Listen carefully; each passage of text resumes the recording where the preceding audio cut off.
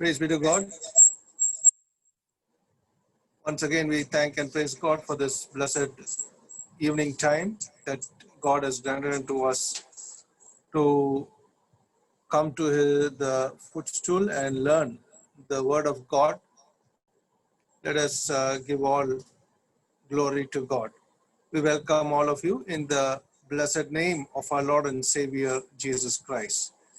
We also welcome all of you on behalf of the Kodambakkam Christian Brethren Assembly in Chennai and the GLM Bookshop Ministries. To begin with, we usually start with a word of prayer. We request today our dear Uncle L. John from Coimbatore to pray and begin this meeting with a prayer.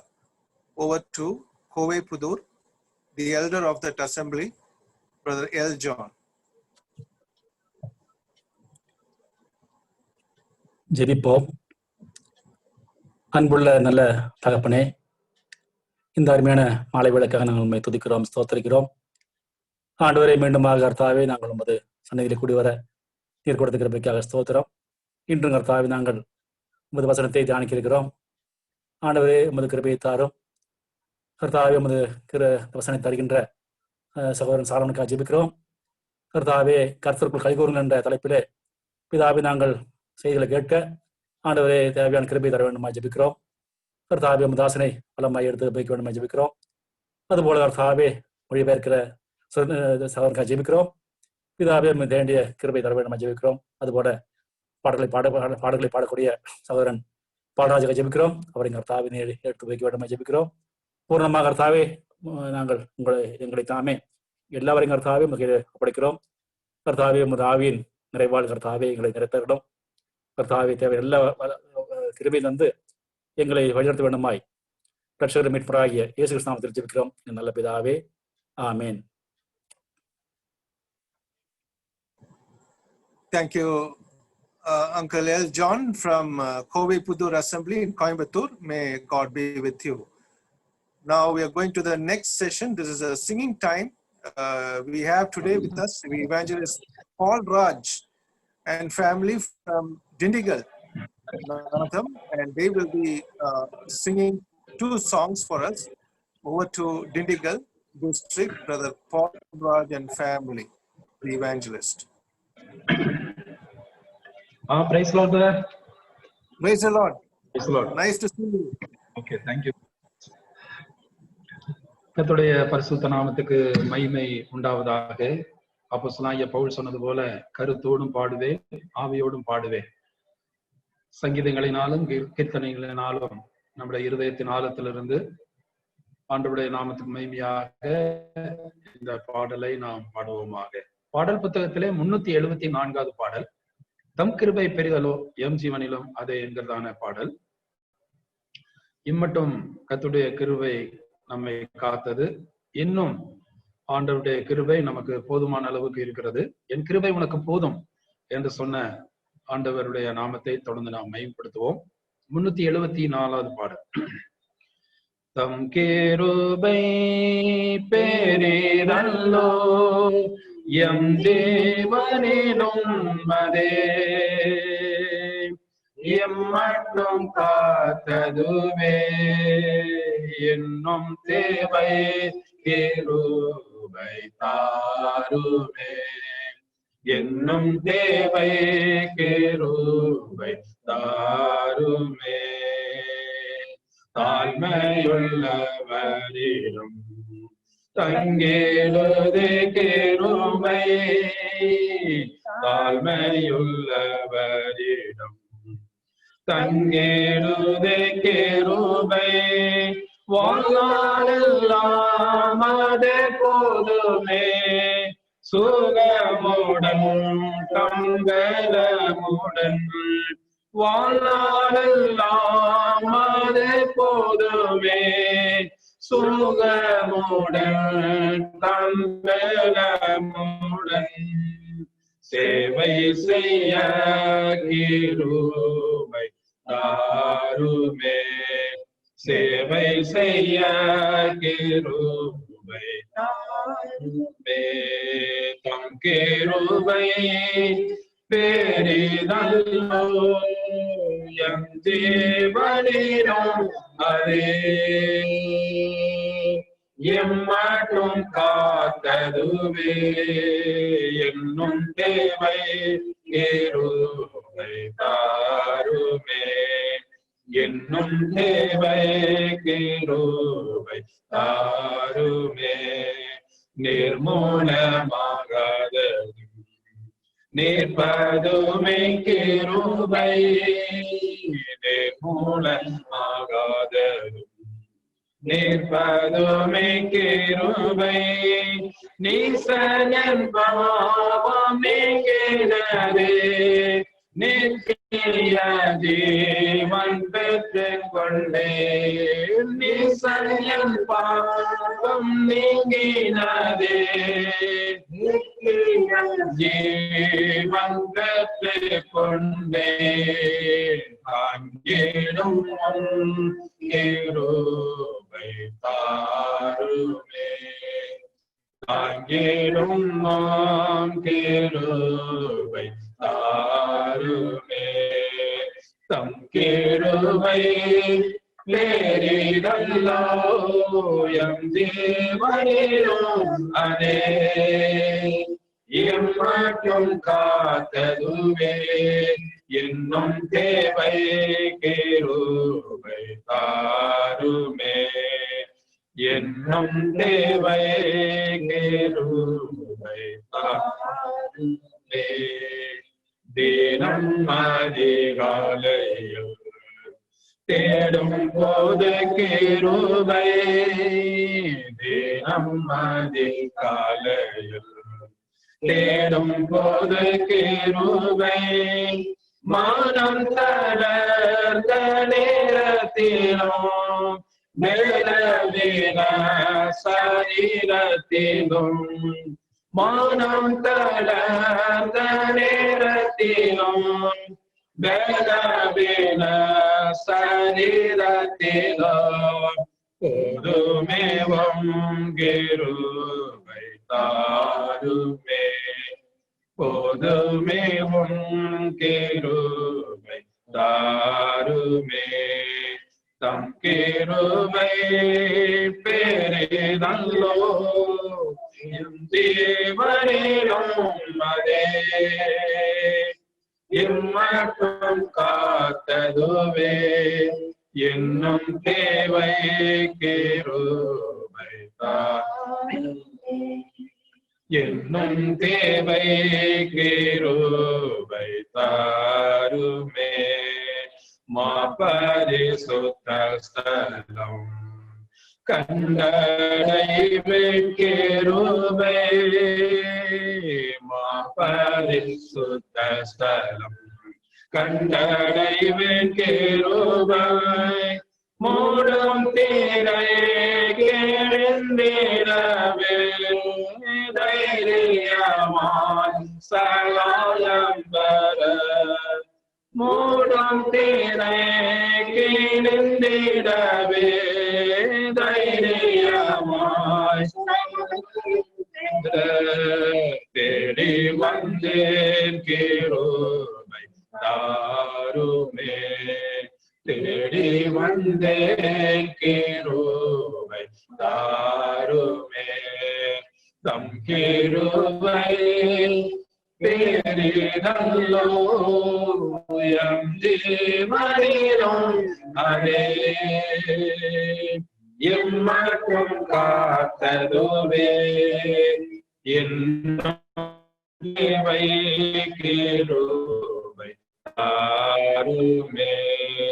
என்னும் தேவை கிருபை தாருமே. அடுத்த பாடலாக 649வது பாடல். பரம அழைப்பின் பந்தய பொருளுக்காக நான் லக்கை நோக்கி ஓடுகிறேன் என்கிறதான ஒரு பாடல். 649வது பாடல் பாடல் புத்தகத்திலே பரமகளிப்பின் பந்தய பொருளுக்காய் நான் லக்கை நோக்கி ஓடுகிறேன். பரமகளிப்பின் பந்தய பொருளுக்காய் நான் லக்கை நோக்கி ஓடுகிறேன். ஓடுகிறேன், நான் ஓடுகிறேன், இயேசுவுக்காய் நான் ஓடுகிறேன். ஓடுகிறேன், நான் ஓடுகிறேன், என் இயேசுவுக்காய் நான் ஓடுகிறேன். அல்லேலூயா, அல்லேலூயா, அல்லேலூயா, அல்லேலூயா, அல்லேலூயா, அல்லேலூயா, அல்லேலூயா, அல்லேலூயா. லாபமான அனைத்தையுமே நான் நஷ்டம் என்று கருதுகிறேன். லாபமான அனைத்தையுமே நான் நஷ்டம் என்று கருதுகிறேன். இயேசு ராஜாவின் இந்த வேலைக்காக, இயேசு ராஜாவின் இந்த வேலைக்காக மகிழ்ச்சியுடன் நான் ஓடுகிறேன். மகிழ்ச்சியுடன் நான் ஓடுகிறேன். அல்லேலூயா, அல்லேலூயா, அல்லேலூயா, அல்லேலூயா, அல்லேலூயா, அல்லேலூயா, அல்லேலூயா, அல்லேலூயா. எத்தனை தான் இடர்கள் வந்தாலும் விசுவாசத்திலே நிலைத்திருப்பேன். எத்தனை தான் இடர்கள் வந்தாலும் விசுவாசத்திலே நிலைத்திருப்பேன். எனக்காக அப்பா நியமித்த, எனக்காக அப்பா நியமித்த இந்த பாதையிலே நான் ஓடுகிறேன். இந்த பாதையிலே நான் ஓடுகிறேன். அல்லேலூயா, அல்லேலூயா, அல்லேலூயா, அல்லேலூயா, அல்லேலூயா, அல்லேலூயா, அல்லேலூயா, அல்லேலூயா. என் சுராஜாவை நான் காணவே வாஞ்சிக்கிறேன். என் மனவாளன் இயேசுராஜாவை நான் காணவே வாஞ்சிக்கிறேன். என் ஆசையெல்லாம் என் இயேசுதானே, என் ஆசையெல்லாம் என் இயேசுதானே. அவர் பொன்முகம்தான் நான் பார்க்கணுமே, அவர் பொன்முகம்தான் நான் பார்க்கணுமே. அல்லேலூயா, அல்லேலூயா, அல்லேலூயா, அல்லேலூயா, அல்லேலூயா, அல்லேலூயா, அல்லேலூயா, அல்லேலூயா. பின் பந்தய பொருளுக்காய் நான் லக்கை நோக்கி ஓடுகிறேன். பந்தய பொருளுக்காய் நான் லக்கை நோக்கி ஓடுகிறேன். ஓடுகிறேன், என் சுகாய் நான் ஓடுகிறேன். ஓடுகிறேன், நான் ஓடுகிறேன், என் இயேசுவுக்காய் நான் ஓடுகிறேன். Thank you, brother. Praise the Lord. Thank you, Brother Paul Raj and family, for the blessed two songs which the Spirit of God led you to choose. May the Lord enable you and your family to be more a blessing to wherever you go. We thank you, both of you, once again. We welcome all of you in the blessed name of our Lord and Savior, Jesus Christ. We welcome all the evangelists, elders, believers from various churches and from various places to this program, to this Bible study. On behalf of the Kodambakam Christian Brethren Assembly and the Bookshop Ministries in Chennai. Today and tomorrow, God willing, we will be having with us our dear brother, Evangelist Solomon from Tirupur. He is a full-time brother who's serving the Lord for the service of God, and is a brother who has known to me for some little time, yet I thank God for him having enabled him to accept my invitation and our invitation. We praise God for that. May the good Lord be with him and his family. Now we continue to bring this dear brother uh, to the footstool of God, so that when he gives the message, the Bible study, may the Lord enable him to give right words at the right time. Today, the topic that the brother had chosen in the spirit is rejoice in the Lord, and that is an important topic. We are in a difficult time, and if somebody passes away, how is it that we can rejoice in the time? Or sometimes we are in a very tight financial situation. How can we rejoice in that time? If sometimes we are in a health problem, how can we rejoice in that time? We can rejoice when we are joyful. But Apostle Paul was in the prison, and those days, 2000 years ago, the Roman prisons were one of the worst. And we know what is the condition it was those days. The rats would run away, they run here and there, and it'd be stinking, and there won't be proper aeration. All these are the problems. But yet, Paul could tell, rejoice in the Lord. And again, I say, rejoice. Rejoice in the Lord always. So that is the kind of approach that we have to have, even in our difficult times, not just in our joyful times. At all times, give thanks for the Lord in all rejoicing. In this Thessalonians also we read that. A very important topic we're going to deal with today and tomorrow. Rejoice in the Lord.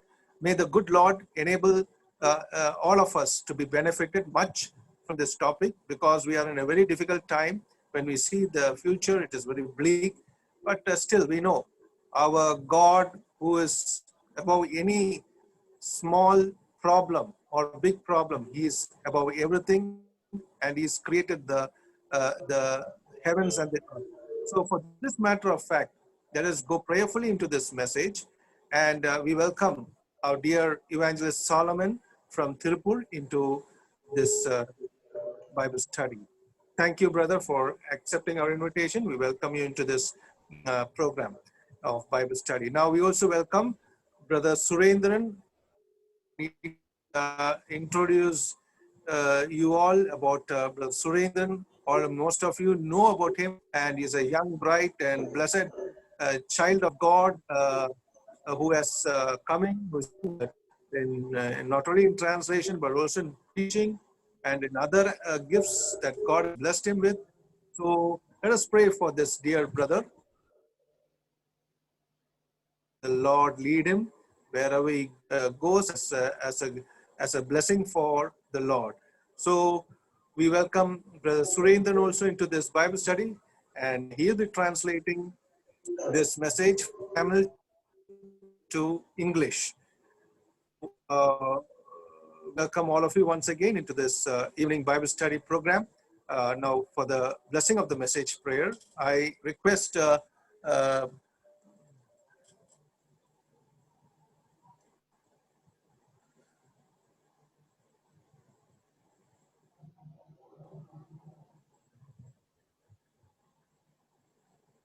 From Kodungayur Christian Assembly, Brother Ebenezer to pray for the blessing of the message. In Chennai, he is the evangelist, Brother Ebenezer, to Kodungayur Christian Assembly in Chennai.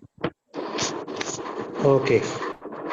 அன்புள்ள பரலோகபரம பிதாவே, உம்முடைய குமாரனும் எங்களுடைய கர்த்தரும் இரட்சகரும் மீட்பரும் ஆகிய இயேசு கிறிஸ்துவின் மூலம் நாங்கள் நன்றியோடு துதிக்கிறோம், ஸ்தோத்திரிக்கிறோம். இந்த நாள் முழுவதும் எங்களை காலையிலிருந்து இந்த சாயந்தரம் வரை கனிமொழி பாதுகாத்திய ஸ்தோத்திரம். இப்போது உம்முடைய சமூகத்திலே நாங்கள் அநேகராக கூடி கர்த்தாவே உம்முடைய ஆண்டவரே உம்முடைய பாடல்களை பாடி உம்மை துதிக்க தந்த பெரிய கிருபைக்காக ஸ்தோத்திரம் ஆண்டவரே. இந்த கொரோனா பீரியட்ல ஆண்டவரே நாங்கள் கடினமான ஒரு சூழ்நிலையில கூட ஆண்டவரே நாங்கள் அநேக நாட்களாக அநேக மாதங்களாக உடைய வார்த்தைகளை ஜீவனுள்ள வார்த்தைகளை ஆராய்ந்து அறியும்படி எங்களுடைய மனக்கண்களை திறந்து வருகிறபடியா ஸ்தோத்திரம் ஆண்டவரே. இன்றைக்கு ஆண்டவரே அந்த திருப்பூர் சாலமோன் வல்லமுள்ள கருத்தில் ஒப்புவிக்கிறோம். அவரை எடுத்து பிரயோஜனப்படுத்தும் ஆண்டவரே. அவர் மூலம் எங்களுக்கு என்னென்ன ஆண்டவரே வார்த்தைகள் தேவையோ எங்களை உணர்த்துகிற, எங்களை கண்டித்து உணர்த்துகிற, எங்களுக்கு தேவையான வார்த்தைகளை நீ ஆண்டவரே தரவில் நாங்கள் ஜெபிக்கிறோம். அவரை எடுத்து பிரயோஜனப்படுத்தும். அதே போல ஆண்டவரே மொழிபெயர்க்கிற சுரேந்திரன் பேருக்கு நாங்கள் ஜெபிக்கிறோம் ஆண்டவரே. அவரையும் எடுத்து பிரயோஜனப்படுத்தும். சரியாக ஆண்டவரே மக்கள் எல்லாருக்கும் ரீச் ஆக வேண்டிய எல்லா கிருபை தாரும். அநேகர் ஆண்டவர் இன்னும் அநேகர் வர காலம் தாமதமானவர்கள் சீக்கிரமாக வந்து ஜாயின் ஆகவும் நம்முடைய ஜீவனுள்ள வார்த்தைகளை கேட்கும் உதவி சிறலும் சூமையும் நெற்றியும் கரண்ட் எல்லாவற்றையும் ஆண்டு கொண்டோம். குடம்பாக்க சபைக்கும் ஆண்டவரே சந்தோஷப்படுவதற்கு இப்படி கொடுத்த பெரிய கிருபைக்காக ஸ்தோத்திரம். அவர்களை நீர் இன்னும் வல்லமையாக துதிக்கான மகிமை நமக்கு செலுத்துகிறோம். இயேசு கிறிஸ்து மூலம் ஜெபங்கள் நல்ல பிதாவே, ஆமென். Thank you, Brother Ebenezer, from Kodungayur Christian Assembly in Chennai, for the prayer. May God be with you and your family and the assembly where you're shepherding. Now we are going into the message. Over to Brother Solomon from Tirupur and Brother Surendran from Royapuram Christian Assembly in Chennai. Thank you, brother. நான் பேசுறது உங்களுக்கு ஆடிபிளா கேக்குதுங்களா? தயவுசெய்து யாராவது ஒருத்தவங்க confirm பண்ணுங்க. கேக்குதுண்ணா, கேக்குது. Okay brother, thank you. ஆண்டவரும் இரட்சகருமாய் இருக்கிற இயேசு கிறிஸ்துவின் திருப்பெயராலே ஒரு விசை கூட உங்களை நான் வாழ்த்துகிறேன். One more time I greet you all in the name of our Lord and our Savior Jesus Christ. இந்த நாளிலே உங்களோடு கூட இணைந்து வேதாகமத்தை கற்றுக் கொடுப்பதிலும் கற்றுக்கொள்ளுவதிலும் நான் மிக்க மகிழ்ச்சி உடையவனாய் இருக்கிறேன். In this day I am very happy to join with you to teach the Bible and also to learn from the Bible. வேதாகமத்திலே சந்தோஷமாய் இருங்கள் என்கிற ஒரு வார்த்தை பிலிப்பிய நிருபத்திலே வருகிறதை நாம் அறிந்திருக்கிறோம். We all know that the word rejoice in the Lord comes in the epistle of Philippians in the Bible. ஆனால் அப்போஸ்தலனாகிய பவுல் ஏன் அந்த வார்த்தையை சொன்னார் என்று நமக்கு தெரியுமா? But do we know why actually Apostle Paul mentioned that phrase in that particular chapter? ஒவ்வொரு நிருபத்திற்கும் ஒரு அர்த்தம் இருக்கிறது. அதாவது ஒவ்வொரு நிருபம் ஏன் எழுதப்பட்டது என்பதற்கு ஒரு மிகப்பெரிய காரணம் இருக்கிறது. Every epistle has a background, so there is a reason behind writing every epistle.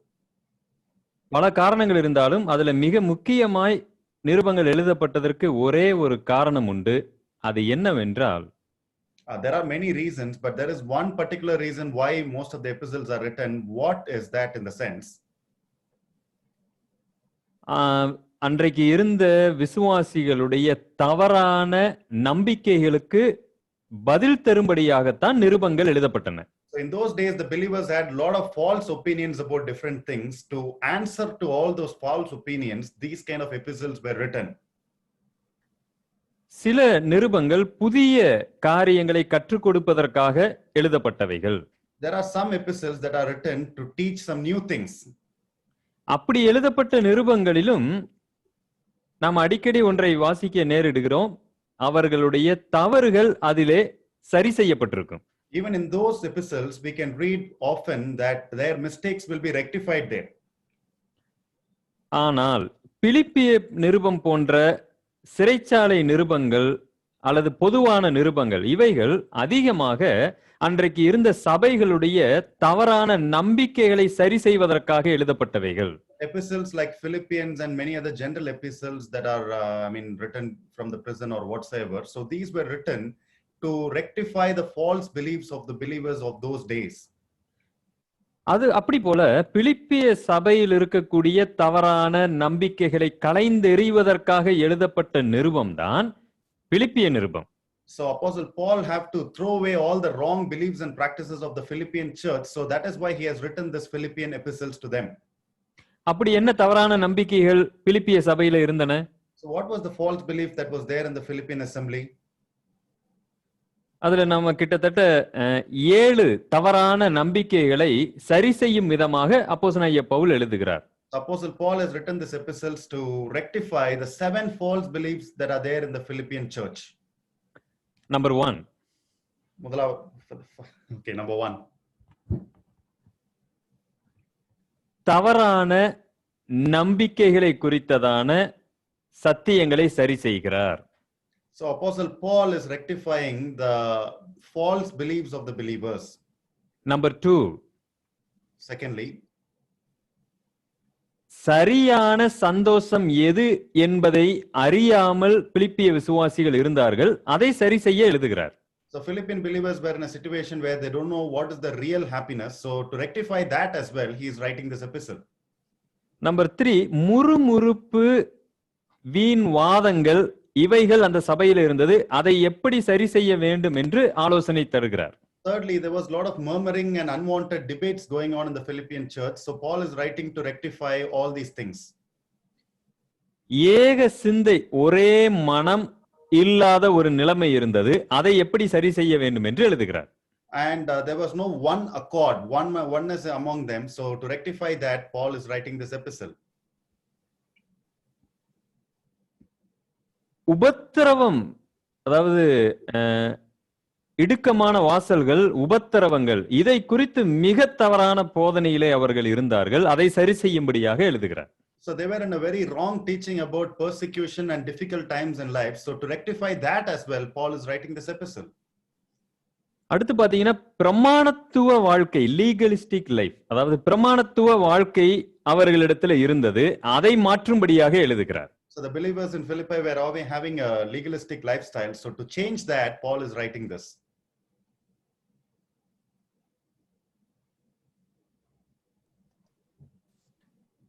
Fourth chapterல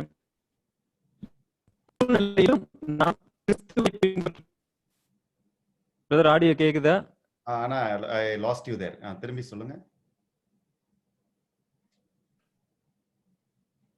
எந்த சூழ்நிலையிலும் மனரம்மியமான வாழ்க்கை எப்படிப்பட்டது என்பதை விளக்குகிறார். So he is also explaining them to live a life of contentment in all situations. நாம எல்லாவற்றையும் இந்த 2 நாட்களிலே பார்க்க முடியாது. We are not going to consider all these things in the 2 days. அதனால நாம இதுல சிலவற்றை மாத்திரம் இன்றைக்கும் நாளைக்கும் நாம் தியானிக்க போகிறோம். So we are going to consider only few of these things today and tomorrow. என்னோடு கூட நீங்கள் உங்களுடைய கரங்களில் இருக்கிற வேதாகமத்தை, பிலிப்பிய நிருபத்தை எடுத்துக்கொள்ளுங்க. So along with me, turn your Bibles to the epistle of Philippians. அப்போஸ்தலனாகிய பவுல் பிலிப்பியர் முதல் அதிகாரத்திலே அவர் எதை சரி செய்து எழுதுகிறார் என்பதை நாம் இதில் தியானிக்கலாம். So in the first chapter of Philippians, Apostle Paul is correcting one particular thing. So we are going to meditate that now. பிலிப்பிய விசுவாசிகளிடத்துல ஒரு மிக தவறான நம்பிக்கை இருந்தது. அது என்னவென்றால், so there was a very false belief among the Philippian believers. So that is, உபத்திரவம் குறித்து மிக தவறான நம்பிக்கை அவர்களிடத்துல இருந்தது. They had a very false opinion or belief regarding persecution in their life. அவர்களுடைய நம்பிக்கை என்னவென்றால், கர்த்தருடைய பிள்ளைகளுக்கு உபத்திரவம் ஏன் வர வேண்டும், வரக்கூடாது என்று நம்பிக்கொண்டிருந்தார்கள். So they believed that there is no need for persecution to come in the child of in the life of a child of God, so it should not be coming. அப்போஸ்தலனாகிய பவுல் சிறைச்சாலையிலே இருப்பது அவருடைய தவறினால், அவருடைய பிரச்சனை அப்படின்னு நம்பிக்கிட்டு இருந்தாங்க. So they were thinking that Apostle Paul is in the prison because of some mistake or some sin that he has committed. அப்போஸ்தலனாகிய பவுல் இப்பொழுது 2 விஷயங்களை அவர்களுக்கு புரிய வைக்க வேண்டி இருந்தது. ஒன்று, so Apostle Paul had to make 2 things very clear to them. The first one is கிறிஸ்தவர்களாகிய நமக்கு நிச்சயமாக உபத்திரவம் உண்டு என்பதை அவர்கள் பவுல் நிரூபிக்க வேண்டும். இரண்டாவது, அந்த உபத்திரவத்தினாலே என்ன நன்மை, எதற்காக அந்த உபத்திரவம் என்பதையும் நிரூபிக்க வேண்டும். So first of all, Paul is trying to prove that persecution is very common to Christians, and secondly, he is proving that there is some good that is coming along with the persecution. So he wanted to explain what that good thing is coming along with the persecution. பிலிப்பிய விசுவாசிகளுக்கு எதற்காக எங்களுக்கு உபத்திரவம் வர வேண்டும் என்கிற கேள்வி அவர்களுக்கு இருந்தது. ஆகவே ஏன் உபத்திரவத்தினாலே என்ன பயன் என்பதையும் அவர் சொல்ல வேண்டும் அல்லவா? So Philippian believers had a question that why persecution should come to us. So Paul is trying to explain why there is a persecution and what is the good that is coming along with the persecution to them. ஆகையால் அப்போஸ்தலனாகிய பவுல் முதல் அதிகாரத்துல எதற்காக எனக்கு உபத்திரவம் வந்தது, அதனால என்ன பிரயோஜனம் என்பதை எழுதுகிறார். So in the first chapter, Apostle Paul is writing why he is facing persecution and what is the good that is happening through that. பிலிப்பிய நிருபம் 1ஆம் அதிகாரம் 12ஆம் வசனத்திலிருந்து 21வது வசனம் வரைக்கும் இதை குறித்ததான வெளிப்பாட்டை அவர் நமக்கு தருகிறார். So Apostle Paul is writing a revelation about this from chapter 1 verse 12 to 21. அதைத்தான் நாம வாசித்து இந்த நாளிலே அப்போஸ்தலனாகிய பவுல் பிலிப்பியர்களுக்கு என்ன சொல்ல விரும்பினாரோ அதை அப்படியே நாம் கற்றுக்கொள்ள போகிறோம். So today we are going to read that. So what Apostle Paul was intending to say to Philippians, we are also going to learn that today. Okay, verse 12, 12ஆம் வசனம். சகோதரரே, எனக்கு சம்பவித்தவைகள் சுவிசேஷம் பிரபலமாகும்படிக்கு ஏதுவாயிற்றென்று நீங்கள் அறிய மனதாயிருக்கிறேன். Verse 12. Just a minute. நான் பழக்க தோசத்துல Tamil Bible எடுத்துட்டு வந்தேன், ஒரே நிமிஷம்.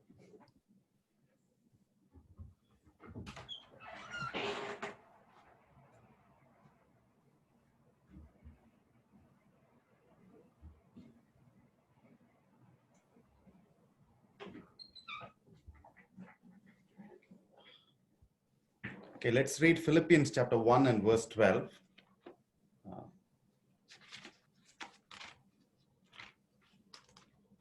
Okay, my friends, I want you to understand that the progress of the gospel has actually been helped by what has happened to me. நல்ல ஒரு விஷயத்தை நாம இந்த இடத்துல நல்லா புரிஞ்சுக்குவோம். பவுல் பிலிப்பிய விசுவாசிகளுக்கு எனக்கு நேர்ந்த உபத்திரவத்தினாலே எனக்கு என்ன நன்மை விளைந்தது என்பதை வெளிப்படுத்த இந்த இடத்திலே இதை எழுதுகிறார். So Paul is writing this particular thing in this place to explain to the Philippian believers that because of the persecution that has happened to him, what kind of good has come to him. ஏனென்றால் அவர்களுக்கு ஒரு பெரிய கேள்வி இருந்தது. எதற்காக அப்போஸ்தலனாகிய பவுல் நன்றாக சுவிசேஷம் அறிவித்துக் கொண்டிருக்கும் பொழுது சிறைச்சாலைக்கு ஏன் போகணும்? So they were having a very big question in their mind. So Paul is preaching the gospel in a very good way. So why does he have to end up in a prison? என்ன காரணம் அவர்களுக்கு சொன்னாலும் இதை ஏற்றுக்கொள்ளத்தக்கதான மனநிலைமையிலே அவர்கள் இல்லை. So whatever reasons that has been told to them, they are not ready to accept all those things. அப்போஸ்தலனாகிய பவுல் மூலமாக உலகம் எங்கும் சுவிசேஷம் அறிவிக்கப்பட்டு கொண்டு இருக்கிறது, நல்ல ஜனங்கள் வந்து கொண்டு இருக்கிறாங்க. இந்த சூழ்நிலையில எதற்காக அவர் சிறைச்சாலைக்கு போக வேண்டும்? The gospel has been preached by Apostle Paul to many people and people are also getting saved. In this particular situation, what is the need for Apostle Paul to go to the prison? அதனால நிச்சயமா அப்போஸ்தலனாகிய பவுல் இடத்துல ஏதோ ஒரு பிரச்சனை இருக்கிறது, குறைவு இருக்கிறது என்று அவர்கள் எண்ணுவதற்கு ஏதுவான சூழலிலே இருந்தாங்க. So they were in a situation where they were thinking that Apostle Paul is actually having some problem or some mistake in his life. ஆனால் அப்போஸ்தலனாகிய பவுல் அதற்கு சரியான விடையளித்து எழுதுகிறார். அதுல ஒரு வசனம் தான் 12ஆம் வசனம். சகோதரரே, எனக்கு சம்பவித்தவைகள் சுவிசேஷம் பிரபலமாகும்படிக்கு ஏதுவாயிற்றென்று நீங்கள் அறிய மனதாய் இருக்கிறேன். Apostle Paul is giving an answer for all this concern. So he is telling that, my friends, I want you to understand that progress of the gospel has actually been helped by what has happened to me. ஆனா இந்த பதிலை நீங்க பாத்தீங்கன்னா இது ஒரு குழப்பமான பதிலாக இருக்கிறது. So but if you look at this answer, it is a confusing answer. அப்போஸ்தலனாகிய பவுல் வெளியே இருந்தால் தானே சுவிசேஷம் பிரபலமாகும். அப்போஸ்தலனாகிய பவுல் சிறைச்சாலைக்குள்ள இருக்கும் பொழுது எப்படி இது பிரபலமாகும் சுவிசேஷம்? Gospel can progress only when Apostle Paul should be, when he is outside. When he is inside the prison, how can gospel make a progress? So இதற்கு பதிலை அவரே கீழே விளக்கமாக தருகிறார். So for answering that, he is giving an explanation in the following verses below. Number 1, 13வது வசனத்திலே அதற்கான முதல் பதிலை விளக்குகிறார். அதாவது நான் சிறைச்சாலைக்குள்ளே இருந்தாலும் அது எப்படி சுவிசேஷம் பிரபலமாக ஏதுவாய் இருந்தது. So in the first thing is explained in chapter 13. Here Paul is explaining that even if I am inside the prison, how is the gospel progressing so successfully? 13வது வசனம், அரண்மனை எங்கும் உள்ளவர்களுக்கும் மற்ற யாவருக்கும் என் கட்டுகள் கிறிஸ்துவுக்குள்ளான கட்டுகள் என்று வெளியரங்கம் ஆயின. So it has become common knowledge throughout the imperial guard and indeed among the public at large that my imprisonment is in Christ's cause. உங்களுக்கு தெரிகிறதா இதை ஏன் அப்போஸ்தலனாகிய பவுல் எழுத வேண்டும் என்று? அதுல ஒரு பெரிய சத்தியம் இருக்கிறது. So do you know why Apostle Paul is writing this? There is a great truth hidden inside this. அப்போஸ்தலனாகிய பவுல் இப்பொழுது சிறைச்சாலைக்குள்ளே இருக்கிறார். அங்கு பாத்தீங்கன்னா அரண்மனையில் இருக்கக்கூடிய போர் சேவகர்கள், அதிகாரிகள், மந்திரிகள், இவர்கள் எல்லாருக்கும் ஒரு விஷயம் தெரிய வந்திருக்கிறது. இவர் சுவிசேஷத்திற்காக இந்த சிறைச்சாலைக்குள் இருக்கிறார் என்று தெரிய வந்திருக்கிறது. So now Apostle Paul is inside the prison. Now all the the guards and the ministers and all the officials in the palace, they all know that because of the cause of the gospel, Paul is inside the prison. Pavul எந்த ஒரு தனிப்பட்ட ஒரு பாவத்திற்காகவோ மற்ற எந்த களவு செயலுக்காகவோ திருடினதுக்காக வேற எதற்காகவும் அவர் சிறைச்சாலைக்குள்ள சுவிசேஷத்திற்காக இருக்கிறார். Paul was not inside the prison for any sinful activity or stealing or theft or anything like that. So he is here inside because of the cause of the gospel. அப்ப இன்னொரு ஒரு கேள்வி எழும்புகிறது. அரண்மனையில் இருக்கிறவங்களுக்கு இது தெரிகிறதுனால சுவிசேஷம் எப்படி பிரபலமாகும்? So another question is arising now. So if people in the palace are knowing all these things, so how come gospel will progress through that? உங்களுக்கு ஒன்று தெரிகிறதா அப்போஸ்தலனாகிய பவுல் இதன் மூலமாக என்ன சொல்ல வருகிறார் என்று? So do you understand one thing here? Apostle Paul is trying to tell something here. அப்போஸ்தலனாகிய பவுலை தேவன் ஊழியத்திற்கு அழைத்த போது அவருக்கென்று ஒரு தனிப்பட்ட ஊழியத்தை தேவன் அப்போஸ்தலர் நடபடிகள் 9ஆம் அதிகாரத்தில் வெளிப்படுத்துகிறார். So when Apostle Paul was called for the ministry by the Lord, so God is giving a specific special ministry for Apostle Paul. We can read that. அப்போஸ்தலர் புஸ்தகம் 9ஆம் அதிகாரம் 15வது வசனத்திலே அதை குறித்து வாசிக்கிறோம். So we can read about that in Acts chapter 9 and verse 15. 15வது வசனம் அதனை வாசித்து காண்பிக்கிறேன். அதற்கு கர்த்தர், நீ போ, அவன் புறஜாதிகளுக்கும் ராஜாக்களுக்கும் இஸ்ரவேல் புத்திரருக்கும் என்னுடைய நாமத்தை அறிவிக்கிறதற்காக நான் தெரிந்து கொண்ட பாத்திரமாய் இருக்கிறான். But the Lord replied, you must go, for this man is chosen instrument to bring my name before the nations and their kings and before the people of Israel. அங்கு நீங்க 3 வகையான மக்களை குறித்து வாசிக்க முடியும். ஒன்று புறஜாதிகள், இன்னொன்று ராஜாக்கள், இன்னொன்று இஸ்ரவேல் புத்திரர்கள். Here we can read about 3 types of people. First of all, Gentiles, secondly, kings, and thirdly, the people of Israel. அதிலே ராஜாக்கள் என்று சொல்லப்படக்கூடியவைகள் யார் என்று கேட்டால் ரோம அரசாங்கத்திலே இருக்கக்கூடியவர்கள். So the kings mentioned here are referring to the Roman officials that are part of the Roman government. எந்த ராஜாவையும் இருக்கலாம், அது யூத ராஜாவும் இருக்கலாம். அதுல நாம ஒரு பெரிய வாக்குவாதத்துக்குள்ள போக வேண்டாம். It can be any king. It can also mean to the Jewish king. So we are not getting into any debate on that. அப்போஸ்தலனாகிய பவுல் ராஜாக்களுக்கு சுவிசேஷம் அறிவிக்கிறதற்கு எந்த முறைமையை தேவன் தெரிந்து கொண்டார் தெரியுங்களா? So for Apostle Paul to preach the gospel to the kings, what method God chose? Do you know that? அப்போஸ்தலனாகிய பவுலை இன்னொரு ஒரு மந்திரி அளவுக்கு உயர்த்தி அந்த ராஜாக்களிடத்திலே, மந்திரிமார்களிடத்திலே, போர் சேவகர்களிடத்திலே தேவன் கொண்டு போகவில்லை. So God did not raise Apostle Paul to the level of an official or a minister, and then through that he has not taken the gospel to all of them. சாதாரண ஒரு கைதியாக ரோம சிறைச்சாலைக்கு தேவன் அனுப்பினார். So God sent Apostle Paul as a prisoner to the Roman prison. அங்கிருந்து கொண்டு ரோம அதிகாரிகளுக்கு எல்லாருக்கும் இவர் மூலமாய் சுவிசேஷம் வெளிப்பட்டது. From there, through Apostle Paul, the gospel went to all the Roman officials and to the kings of Roman government. இதுதான் தேவனுடைய திட்டம். This is the plan of God. தேவனுடைய திட்டத்தை நீங்களும் நானும் ஒருபோதும் அறிந்து கொள்ள முடியாது. You and I cannot know God's plan at any time.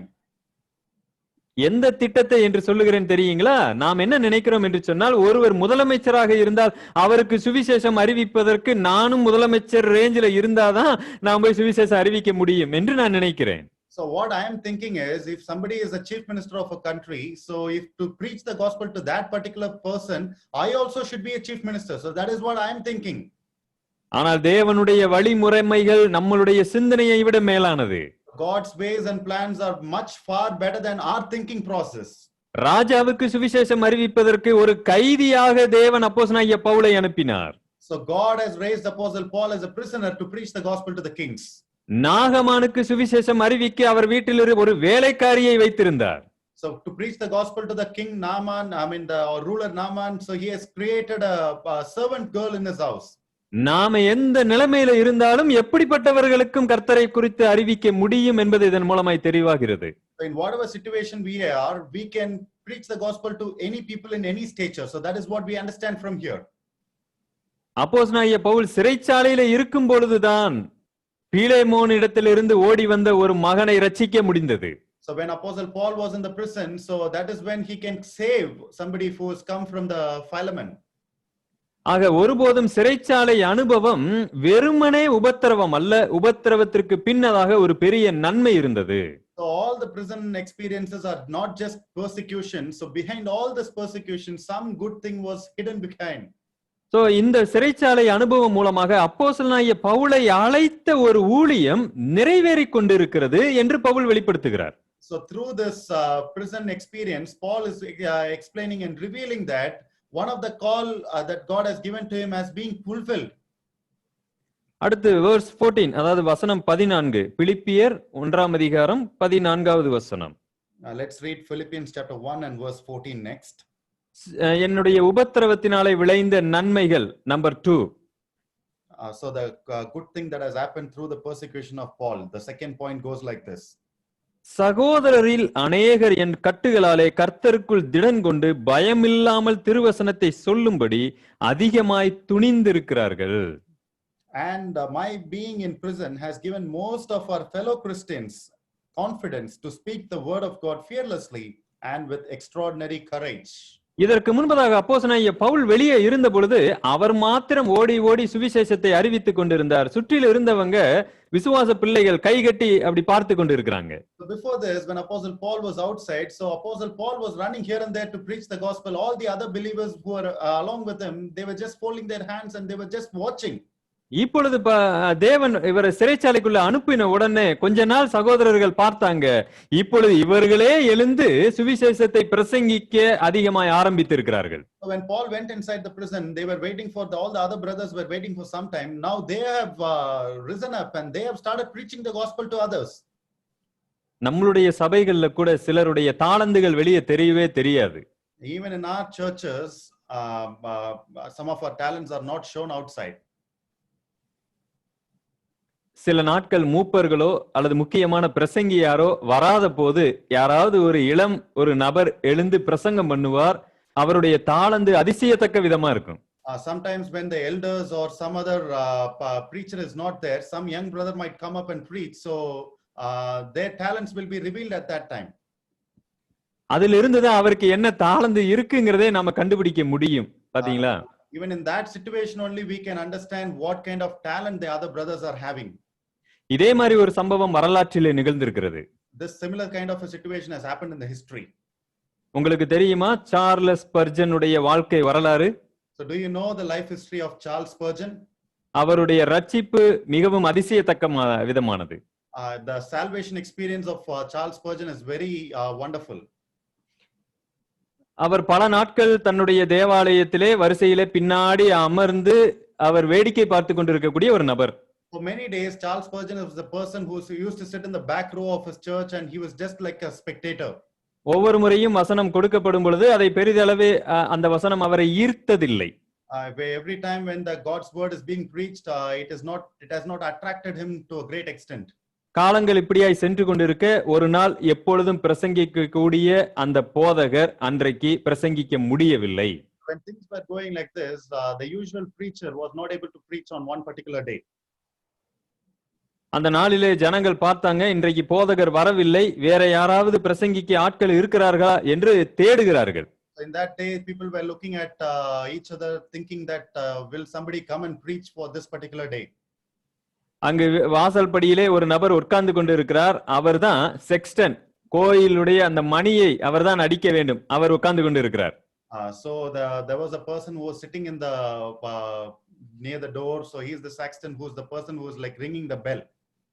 அந்த நபரை போய் அழைத்தாங்க, ஐயா நீங்க தான் ரொம்ப வருடமாக இந்த தேவாலயத்தில் இருக்கிறீங்க, அப்ப உங்களால வசனத்தை பேச முடியும், தயவு செய்து நீங்க இன்றைக்கு ஒரு 10 நிமிஷமாவது வசனத்தை பேசுங்க அப்படின்னு சொல்லி அவரை வருந்தி அழைத்தார்கள். So people went to him and they pleaded with him, saying that you have been in this church for a very long time, for many years, so can you come and talk about something from the Bible and preach to all of us?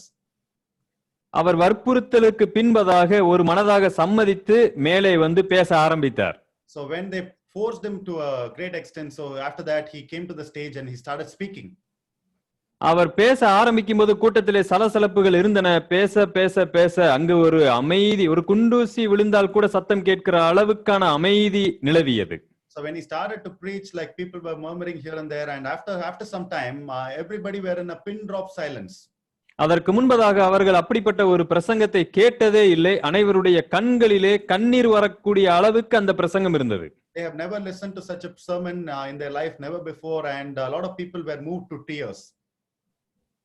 அந்த நாளிலே Charles Spurgeon ஆண்டவராகிய இயேசு கிறிஸ்துவை தன்னுடைய சொந்த இரட்சகராக விசுவாசித்து ஏற்றுக்கொண்டார். On that particular day, Charles Spurgeon accepted the Lord Jesus Christ as his personal savior. இத்தனை நாளும் இல்லாத அளவுக்கு அப்படிப்பட்ட ஒரு மகத்துவம் உள்ள ஒரு பிரசங்கி அன்றைக்கு எழும்பியதற்கு காரணம் ஒரு போதகர் அன்றைக்கு வராததினாலே. So that great glorious preacher has come to light on that particular day. The reason behind that is the usual preacher was not there on that particular day. இது அப்போஸ்தலனாகிய பவுலுடைய வாழ்க்கையிலும் இது 100% உண்மையா இருந்திருக்கிறது. The same thing is 100% true in the apostle Paul's life. நாம் மாத்திரமே ஒன்றை எடுத்து செயல்படுத்தி கொண்டே இருப்போம் என்று சொன்னால், நாம் வேலை செய்து கொண்டே இருப்போம் என்று சொன்னால், நமக்கு பின்னால் இருக்கக்கூடியவர்கள் நாம எழுப்ப முடியாத ஒரு சூழலிலே இருக்க வாய்ப்பு இருக்கிறது. So only if we are doing all the activities and ministries in the church, so the people who are behind us, they may not be getting an opportunity to come to the limelight. அந்த மாதிரியான சூழ்நிலையில தேவன் வலுக்கட்டாயமாக நம்மை ஒரு சில இடங்களிலே அனுப்பி ஜனங்களை எழும்ப செய்ய வாய்ப்பு இருக்கிறது. So even in that kind of situations, God might forcefully take us to some other place, and so that other people might come up. அப்போஸ்தலனாகிய பவுலுடைய வாழ்க்கையிலே ஒருவேளை இது உண்மையா இருக்கலாம். அதனாலதான் பவுல் என்ன சொல்லுகிறார், வசனம் 14 Though this might be true in the apostle Paul's life, so Paul is telling in verse 14, சகோதரரில் அநேகர் என் கட்டுகளாலே கர்த்தருக்குள் திடன் கொண்டு. and most of our fellow Christians got confidence to speak the word of God fearlessly. அந்த கர்த்தருக்குள் திடன் கொண்டு என்கிற வார்த்தை அவர் ஏன் எழுத வேண்டும்? இதற்கு முன்பதாக அவர்கள் கர்த்தருடைய வசனத்தை போதிப்பதற்கு பயந்தவர்களாய் இருந்தார்கள். So this kind of confidence has come to them because previously they were the people who were afraid to preach the word of God. அவர்கள் தேவனை ஏற்றுக்கொண்டிருந்தார்கள், ஆனால் பவுலுக்கு பின்பதாக ஒளிந்து கொள்ளக்கூடிய சுபாவத்தை உடையவங்களா இருந்தாங்க. They have accepted the Lord Jesus Christ, but they were having a tendency to hide behind apostle Paul. ஏனென்று சொன்னால் வசனத்தை பிரசங்கித்தால் ரோம அரசாங்கம் இவர்களை சிறைச்சாலையிலே போடக்கூடிய சட்டத்தை இயற்றி இருந்தது. Because if they preach the word of God, the Roman government has given a bill that these people will be imprisoned if they preach the word of God. வரலாறு நமக்கு தெரியும், ரோமர்கள் கிறிஸ்தவர்களை குறித்த தவறான அபிப்பிராயத்திலே இருந்தார்கள். So we know the history. So this kind of Roman people had a very false impression about the Christians. நம்மிடத்துல 2 கடிதங்கள், ரோம அதிகாரிகளால் எழுதப்பட்ட 2 கடிதங்கள் இருக்கின்றன. We have 2 letters written by the Roman officials. அந்த ரோமன் அதிகாரி பெயரை நான் மறந்து விட்டேன். அந்த அதிகாரி இப்படியாக எழுதுகிறார். I have forgotten the name of the Roman official, so he is writing like this. நம்மளுடைய நாட்டிலே கிறிஸ்தவர்கள் என்று சொல்லக்கூடிய ஒரு கூட்டத்தார் இருக்கிறார்கள். So there is a group of people in our country who are called as Christians.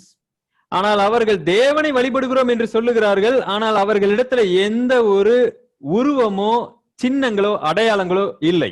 So they claim to worship God, but they are not having any images or any shapes or anything like that. ஆனால் அவர்களுக்கு ராஜா என்று இயேசு என்ற ஒரு நபரை சொல்லுகிறார்கள். But they are calling a person called Jesus as king. இவர்களால் நமக்கு பின்னாளிலே அச்சுறுத்தல் வர வாய்ப்பு இருக்கிறது. ஆகையால் அவர்களில் ஒரு சிலரை நான் கொன்று போட்டேன்.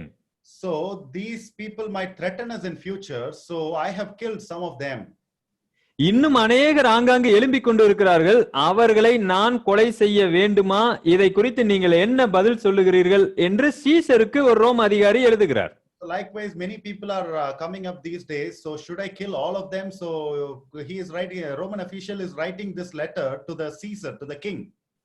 சீசருடைய பதில் எப்படியாக இருக்கிறது? நீ செய்வது சரிதான், அவர்களை எங்கு பார்த்தாலும் நீ சிறைச்சாலையிலே போடலாம், துன்புறுத்தலாம், கொலை செய்யலாம். Caesar is giving a reply like this. So if you look at Christians anywhere, you can hit them, you can persecute them, you can imprison them.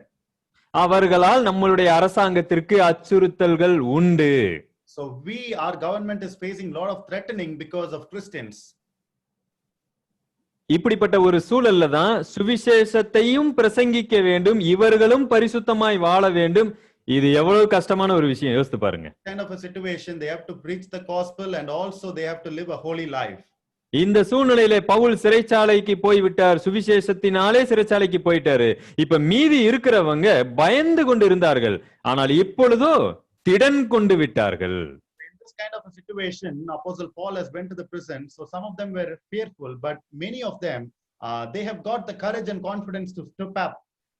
வசனம் 14 வாசிக்கிறோம், கர்த்தருக்கு திடன் கொண்டு பயமில்லாமல் திருவசனத்தை சொல்லும்படி அதிகமாய் துணிந்திருக்கிறார்கள்.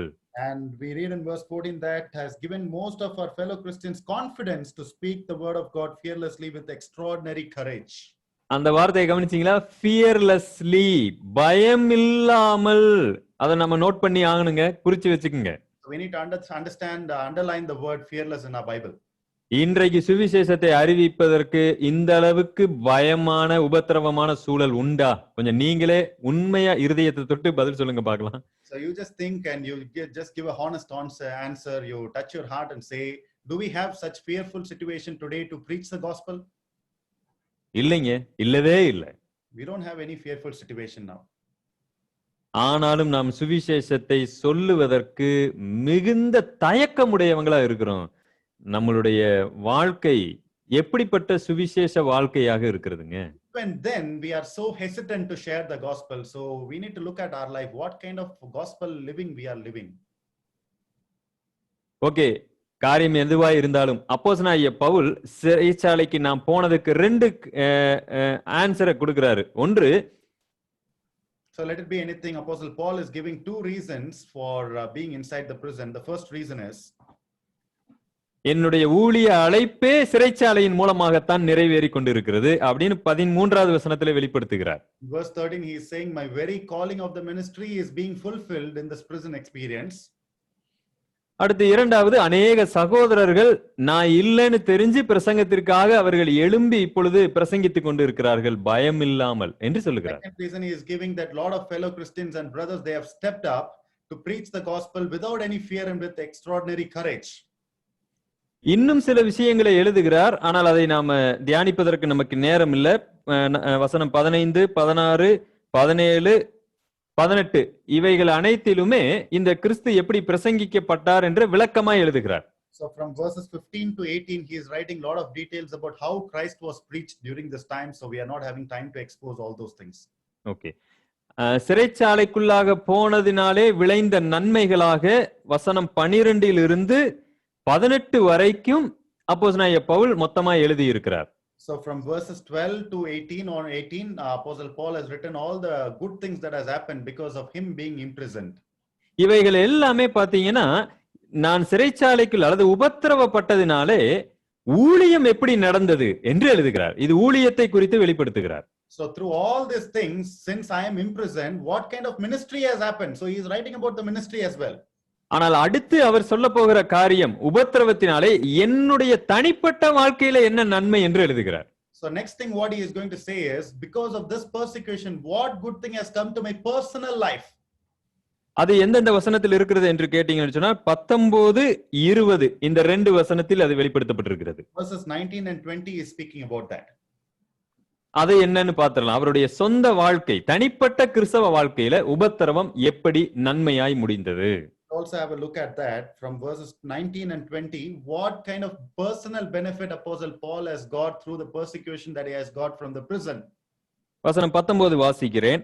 அது உங்கள் வேண்டுதலினாலும் இயேசு கிறிஸ்துவினுடைய ஆவியின் உதவியினாலும் எனக்கு ரட்சிப்பாக முடியும் என்று அறிவேன். Okay, here we read that I know well that the issue will be my deliverance because you are praying for me and the Spirit of Jesus Christ is given me for support. இந்த இடத்துல அது என்று தமிழிலே வருகிறது. நான் நினைக்கிறேன் ஆங்கிலத்தில் அந்த இஷ்யூ என்ற வார்த்தை என்று பயன்படுத்தப்பட்டிருக்கிறது என்று நினைக்கிறேன். அந்த அது என்று சொல்லுவது எது? So here a word called that, I know well that the issue. So what is that referring to? சிறைச்சாலை, கட்டுகள், உபத்திரவம். So it is talking about the persecution, the bondage, the prison experience. அது எனக்கு ரட்சிப்பாக முடிந்தது என்று எழுதுகிறார். So he is writing that it has come as a deliverance to me. What, அதாவது என்ன மாதிரியான ரட்சிப்பு அல்லது விடுதலையை எனக்கு கொண்டு வந்தது? What kind of salvation or what kind of deliverance it has got to me? அங்கு ஆங்கில வேதாகமத்துல டெலிவரன்ஸ் என்று வாசிக்கிறோம். ஆனால் தமிழ் வேதாகமத்துல பாத்தீங்கன்னா ரட்சிப்பு என்று வாசிக்கிறோம். So in English Bible it is called as deliverance, in Tamil Bible it is mentioned as salvation. ரெண்டுக்கும் உள்ள வித்தியாசம் அல்லது வேற்றுமைகள் அல்லது ஒற்றுமை இது என்னன்னு பாத்தீங்கன்னா, அவருடைய இருதயத்திலே ஒரு பெரிய ஒரு ரட்சிப்பு அல்லது ஒரு விடுதலையை குறித்து அவர் பேசுகிறார். So the relationship between these two things is that Paul is talking about a deliverance or a salvation that has happened inside his heart. இந்த உபத்திரவம் அவருக்கு ஒரு பெரிய ஒரு மாற்றத்தை, ஒரு ரட்சிப்பை, ஒரு விடுதலையை அவருடைய வாழ்க்கையில கொண்டு வந்தது. இந்த ரட்சிப்பு நாம இயேசு கிறிஸ்துவை ஏற்றுக்கொண்டு ரட்சிக்கப்படுதல், அந்த ரட்சிப்பை குறித்து அவர் பேசல. So the persecution has brought a great deliverance and a great salvation to his heart. This salvation is not talking about the salvation of accepting Jesus Christ. அது என்ன மாதிரியான ஒரு விடுதலை ரட்சிப்பு என்று 20வது வசனத்தில் எழுதுகிறார். So what kind of deliverance or salvation is that? We can read about that in verse 20. அந்த 20வது வசனத்தை வாசிக்கிறேன். நான் ஒன்றிலும் வெட்கப்பட்டு போகாமல் எப்பொழுதும் போல இப்பொழுதும் மிகுந்த தைரியத்தோட ஜீவனால் ஆகிலும் சாவினால் ஆகிலும் கிறிஸ்து என் சரீரத்தினாலே மகிமைப்படுவார் என்று எனக்கு உண்டாயிருக்கிற வாஞ்சைக்கும் நம்பிக்கைக்கும் தக்கதாய் அப்படி முடியும். So here he is telling that it is my confident hope that nothing will daunt me or prevent me from speaking boldly, that now as Christ will display his greatness in me, whether the verdict will be life or death. இது கொஞ்சம் புரியாதது மாதிரி இருக்கிறது. So we may not be understanding it right away. இது வேற ஒன்றும் இல்ல. அப்போஸ்தலனாகிய பவுல் என்ன சொல்ல வருகிறார் என்று சொன்னால், here Apostle Paul is trying to say, உபத்திரவப்படும் பொழுது அல்லது சிறைச்சாலைக்குள்ளே போடும் பொழுது அவருடைய வாழ்க்கை இப்பொழுது பயமுறுத்தப்படுகிற ஒரு வாழ்க்கையாய் மாறி இருக்கிறது. So when Apostle Paul is inside the prison, when he is in a situation of persecution, his life is in a situation where he have to face all the threatening and fear. அவருக்கு முழு நிச்சயமாய் நான் வெளியே வருவேனா வரமாட்டேனா, இப்படியே நான் மரித்து போவேனா என்கிற ஒரு விஷயமும் அவருக்கு தெரியாமல் இருந்தது. So Paul do not confidently know whether he will come out or he will not come out, or will he die in the prison itself. He does not know anything. அதை அடுத்து வரக்கூடிய வசனங்களில் அதை தெளிவாக எழுதுகிறார். In the following verses we can read about it in a very clear way. ஆக அவர் இந்த உபத்திரவத்திற்குள்ளாக அப்போஸ்தலனாகிய பவுல் போகும் பொழுது பயங்கரமான மரண பயம் அவருக்கு இருந்திருக்கும். So when Apostle Paul was going through this kind of a persecution, he should have been having fear about his life. இந்த மரண பயம் அவருக்கு 2 விதமான விஷயத்தை அவருடைய வாழ்க்கையில கொண்டு வந்திருக்கும். So this fear of life would have brought 2 types of things in his life.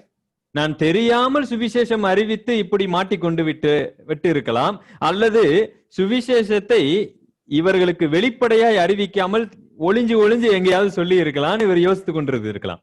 Paul might have been thinking that I should have preached the gospel in a very secret way, and otherwise I should have been preaching it in a very hidden way without other people knowing that I am preaching about it. இப்பொழுது பயங்கரமான உபத்திரவம் எனக்கு வந்திருக்கிறது. இந்த சமயத்திலே என்னுடைய இருதயம் எதை யோசித்துக் கொண்டிருக்கிறது தெரியுமா அப்படின்னு பிலிப்பிய விசுவாசிகிட்ட சொல்றாரு. Now a great tribulation has come to me at this point of time. What my heart is thinking, do you know? That is what he is telling to the Philippian believers. Number 1 verse 20, அதாவது வசனம் 20ல இருக்கிறது, நான் ஒன்றிலும் வெட்கப்பட்டு போகாமல். In the verse 20 he is telling that he is not ashamed in anything. இந்த சுவிசேஷம் அறிவிச்சதுனால நான் இப்படி வந்து மாட்டிக்கிட்டேனே ஐயோ அப்படின்னு சொல்லி அவர் என்ன செய்யவில்லை, வெட்கப்படல முதல்ல. So Paul is not ashamed that because of preaching the gospel I have ended up in this kind of a situation. So he is not ashamed of anything. சுவிசேஷத்தை பிரசங்கிச்சதற்காக இவரை சிறைச்சாலையில போட்டா ஜனங்கள் எல்லாம் என்னை தப்பா நினைக்க வாய்ப்பு இருக்கிறது என்று வெட்கப்படவில்லை. So because of preaching the gospel they have put me inside the prison, so people will think bad about me. So he is not bothered about that. எப்பொழுதும் போல, அடுத்த வசனம் சொல்லுகிறது நம்பர் 2, எப்பொழுதும் போல இப்பொழுதும் மிகுந்த தைரியத்தோட ஜீவனாலாகிலும் சாவினாலாகிலும் கிறிஸ்து என் சரீரத்தினாலே மகிமைப்படுவார் என்று எனக்கு உண்டாயிருக்கிற வாஞ்சைக்கும் நம்பிக்கைக்கும் தக்கதாய் அப்படி முடியும். Now he goes on to say that now as always Christ will display his greatness in me, whether the verdict will be life or death. அப்போஸ்தலனாகிய பவுலுக்கு இதற்கு முன்னாடி உபத்திரவப்படக்கூடிய ஒரு சூழ்நிலை, இந்த அளவுக்கு உபத்திரவப்படக்கூடிய சூழ்நிலை வரவில்லை. So before this point of time in his life, Apostle Paul was not having such kind of a persecution or tribulation in his life. ஆனால் இப்பொழுது பயங்கரமான ஒரு உபத்திரவம், சாவுக்கான ஒரு உபத்திரவம் வந்திருக்கிறது. But now a great tribulation which has caused which will take him unto death. So that kind of a tribulation has come. இந்த உபத்திரவத்துல தான் அப்போஸ்தலனாகிய பவுலுக்கே ஒன்று தெரிகிறது, நான் வெட்கப்படவில்லை. So in this life threatening tribulation, Apostle Paul is realizing that I am not ashamed. நான் ஒருபோதும் பயப்படவே இல்லை. நான் வெளியில எப்படி இருந்தனோ எப்பொழுதும் போல இப்பொழுதும் அதே தைரியமாய் நான் வசனத்தை இப்பொழுதும் பிரசங்கித்துக் கொண்டிருக்கிறேன். So he is telling I'm fearless all the time. So even like as I was used to before, I was preaching it before, even now I am preaching in the same way without fear. அந்த வசனத்தினுடைய கடைசி பகுதி பாருங்க, சாவினாலாகிலும் ஜீவனாலாகிலும் சாவினாலாகிலும் கிறிஸ்து என் சரீரத்தினாலே மகிமைப்படுவார் என்று எனக்கு உண்டாயிருக்கிற வாஞ்சைக்கும் நம்பிக்கைக்கும் தக்கதாய் என்று எழுதுகிறார். So he is writing that I have a confident hope and that now as Christ will display his greatness in me, whether the verdict be life or death.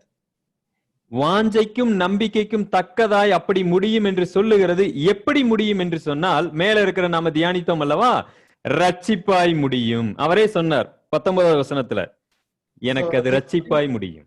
So he is telling that it is ending up in a confident hope that nothing is daunting him. So this is going to end up in a way that is going to end up in a way of salvation or deliverance to him, as we read in the verse before. உங்களுக்கு ஒண்ணு புரிகிறதா இப்பொழுது பவுல் என்ன சொல்ல வராருன்னு சொல்லி? So do you understand this thing, what Apostle Paul is trying to say here? இதை நான் சுருக்கமாய் உங்களுக்கு வெளிப்படுத்துகிறேன் பாருங்களேன். So let me explain this to you very briefly. உபத்திரவத்திற்கு முன்பதாக பவுல் நினைத்துக் கொண்டிருக்கிறார், நான் தைரியமாய் சுவிசேஷத்தை சொல்லக்கூடிய ஒரு நபர் என்று நினைத்துக் கொண்டிருக்கிறார். Before the tribulation, Paul was thinking that I am a person who can fearlessly preach the gospel. இப்ப சாவுக்கான உபத்திரவம் வந்ததுக்கு அப்புறமும் அதே சிந்தையோடு இருக்கிறார். So even after getting a life-threatening persecution at this time now, he is having the same thought of mind. அப்பொழுது அவரே ஒரு நிச்சயத்தை உடையவராய் மாறுகிறார். Now Apostle Paul himself is getting into a confident situation. அந்த நிச்சயம் தான் எனக்கு ஒரு பெரிய ரட்சிப்பாய் அமைந்திருக்கிறது என்று சொல்லுகிறார். So he is telling that this confidence has become a great deliverance to me. இந்த நிச்சயத்தை கொடுத்தது எதுன்னு கேட்டீங்கன்னா உபத்திரவம். So this confidence has been given by the tribulation or the persecution. இதற்கு முன்பதாக வெளியில இருந்த பொழுது கிறிஸ்துவை ஜீவனாலே அல்லது தன்னுடைய ஜீவனை உடைய சரீரத்தினாலே மகிமைப்படுத்தினார். So when I was outside before, Paul was glorifying Christ through his body. இங்கு வசனம் சொல்லுகிறது, சாவினாலாகிலும் என்னால் கிறிஸ்துவை மகிமைப்படுத்த முடியும் என்கிற ஒன்று இந்த சிறைச்சாலைக்குள்ள நானே கற்றுக்கொண்டேன் என்று சொல்லுகிறார். Here Paul is telling I can glorify God even through death when I am in this prison. ஆண்டவரை மகிமைப்படுத்துவதற்கு கிறிஸ்தவர்களுடைய வாழ்க்கையில தேவன் இரண்டு வகையான விஷயங்களை எதிர்பார்க்கிறார். So God is expecting two types of things in a believer's life to glorify God. சிலர் கர்த்தருக்காக ஜீவனாக வாழ்ந்து மரிக்கக்கூடியவர்களாய் இருக்கிறார்கள். Some people they live for God in a very wonderful way and then they die. சிலர் அவர்களுடைய இரத்த சாட்சியான மரணமே அவர்களுடைய ஒட்டுமொத்த வாழ்க்கையுமே கர்த்தருக்காக மரிக்கிறதிலே அவரை மகிமைப்படுத்தக்கூடியவர்களாக இருக்கிறார்கள். Some people when they die as martyrs, through their death they are actually glorifying God. ஆனால் பவுலை போன்ற சிலர் தான் வாழ்க்கையிலும் சரி அவர்களுடைய மரணத்திலும் சரி இரண்டையுமே அவர்களுடைய வாழ்க்கையிலே நாம் பார்த்து விடுகிறோம். Only some people like Paul they can glorify God during the life and also during the death. நமக்கும் உபத்திரவம் வருகிற வரைக்கும் நாம் உண்மையிலே கிறிஸ்துவை பின்பற்றக்கூடிய நபர்கள் தான் என்று நாம் நினைத்துக் கொண்டிருக்க வாய்ப்பு இருக்கிறது. We also may assume that we are a people who are following Christ until and unless we get through the tribulation or persecution. உபத்திரவம் வந்தாதான் நமக்கு தெரியும் நாம எப்படிப்பட்ட விசுவாசம் உடையவர்கள் என்று அப்பொழுதுதான் நமக்கே தெரியும். Only after persecution comes, we ourselves will realize that what kind of believers we are. இதைத்தான் அப்போஸ்தலனாகிய பவுல் சொல்லுகிறார். இந்த உபத்திரவம் முதலாவது சுவிசேஷம் ஊழியத்திற்கு அது பிரயோஜனமாய் இருக்கிறது. Paul is telling the same thing. This persecution is very useful for the ministry. அடுத்து உபத்திரவம் என் சொந்த வாழ்க்கைக்கு பிரயோஜனமா இருக்கிறது. அது ஒரு நம்பிக்கையை எனக்கு கொடுத்திருக்கிறது. And then he is saying this persecution is very beneficial for my personal life. It has given me a confidence. கொரிந்திய விசுவாசிகளுக்கும் இதே சத்தியத்தை தான் வெளிப்படுத்துகிறார். 2 கொரிந்தியர் 13ஆம் அதிகாரம். 2 Corinthians chapter 13, Apostle Paul is revealing the same truth to the believers in Corinth. 2 கொரிந்தியர் 13ஆம் அதிகாரம் 5ஆம் வசனத்தில், நீங்கள் விசுவாசம் உள்ளவர்களோ என்று உங்களை நீங்களே சோதித்தறியுங்கள், உங்களை நீங்களே பரீட்சித்து பாருங்கள், இயேசு கிறிஸ்து உங்களுக்குள் இருக்கிறான் என்று உங்களை நீங்களே அறியீர்களா? நீங்கள் பரீட்சைக்கு நில்லாதவர்களாய் இருந்தால் அறியீர்கள். Chapter 13 and verse 5, examine yourself, are you living the life of faith? Put yourselves to test. Surely you recognize that Jesus Christ is among you. If not, you have failed the test. அந்த test என்று சொல்லக்கூடிய உபத்திரவம் என்று ஒன்று இது போன்ற சூழ்நிலையில்தான் நமக்கு தெரிய வரும் என்று சொல்ல வருகிறேன். So what I'm trying to say is this kind of even in this kind of situations like persecutions, that is when we will realize all these things. இஸ்ரவேல் ஜனங்கள் எகிப்தை நோக்கி போகும் பொழுது அவர்கள் எல்லாரும் தேவனை பின்பற்றுகிறவர்களாக காணப்பட்டவர்கள்.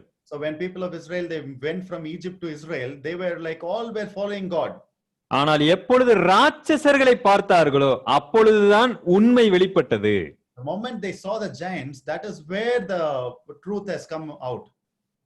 தங்களை நடத்தி வந்த தேவனை சிறு நபராக, தங்களுக்கு எதிரே இருந்த ராட்சசர்களை பெரிய நபராக அவர்கள் பார்த்தார்கள். So they started looking at the God who was guiding them as a small person, and they started looking at all those giants as big people.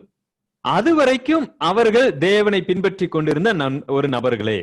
Till that point of time, they were also people who were following God. ஆக உபத்திரவம் என்கிற ஒன்று வரும் பொழுதுதான் நம்மை நாமே சரியாய் அறிந்து கொள்ள முடிகிறது. Therefore, only when persecution comes, we ourselves will know about us in a more detailed way. பிலிப்பிய விசுவாசிகளுக்கு உபத்திரவத்தினால என்ன பிரயோஜனம் என்று அறியாமல் இருந்ததை இப்பொழுது அப்போஸ்தலனாகிய பவுல் தன் வாழ்க்கையின் மூலமாகவே சரி செய்து வெளிப்படுத்தி இருக்கிறார். The Philippian believers were not aware of the benefits that can come through persecution. Now Apostle Paul is explaining this thing through his own life. இப்பொழுது அவர்களுக்கு என்ன உபதேசம் சொல்லுகிறார் அப்போஸ்தலனாகிய பவுல் தெரியுங்களா?